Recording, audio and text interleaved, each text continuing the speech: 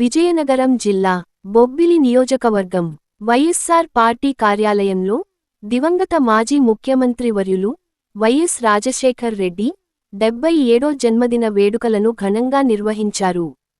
Party కార్యాలయంలో కార్యకర్తలతో నాయకులతో కలిసి కేకును కట్ చేశారు. ఈ సందర్భంగా మాజీ శాసనసభ్యులు సంబంగి వెంకట చిన అప్పలనాయుడు మాట్లాడుతూ రాజశేఖర్ రెడ్డి జీవితం చిరస్మరణీయమని, ఆంధ్ర తెలంగాణ ప్రజలకు ఆయన చేసిన సేవలు వెలకట్టలేనివని అన్నారు. ఆయన ప్రవేశపెట్టిన ఫీజు రీయింబర్స్మెంట్ పథకం ద్వారా ప్రతి ఇంట్లో డాక్టర్స్గా, ఇంజనీర్లుగా తీర్చిదిద్దిన ఘనత ఆయనదని కొనియాడారు. ఆరోగ్యశ్రీ కార్డులు, 108 వాహనాలను ప్రవేశపెట్టి ప్రతి పేదవాడి ప్రాణం నిలబడేలా చేశారని, నందమూరి తారక రామారావు తరువాత అత్యంత ఆదరణ కలిగిన వ్యక్తిగా రాజశేఖర్ రెడ్డి నిలిచారని అన్నారు. ఆయన అడుగుజాడల్లో నడుస్తున్న జగన్మోహన్ రెడ్డి కూడా అలాంటి నాయకుడేనని అన్నారు.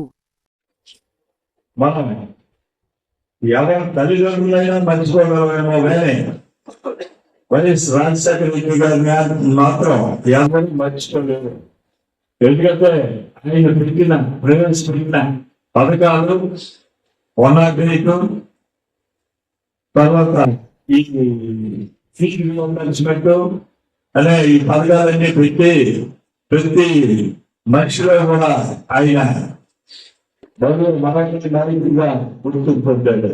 ప్రతి పేదవారి గుండెల్లో కూడా గూడు కట్టుకుని ఉన్నటువంటి దివంగత ముఖ్యమంత్రి కీర్తిశేషులు రాజశేఖర రెడ్డి గారి 77వ జన్మదినాన్ని పురస్కరించుకొని మన రాష్ట్రంలో కానీ తెలంగాణ రాష్ట్రంలో కానీ యావత్ భారతదేశంలో కాకుండా ప్రపంచ దేశాల్లో కూడా ఆయన కార్యక్రమాలు అభిమానించేవాళ్ళు, ఆయన అభిమానించేవాళ్ళు, అంతేత ఆయనని ప్రశంసించే వాళ్ళు లేకుండా లేరు.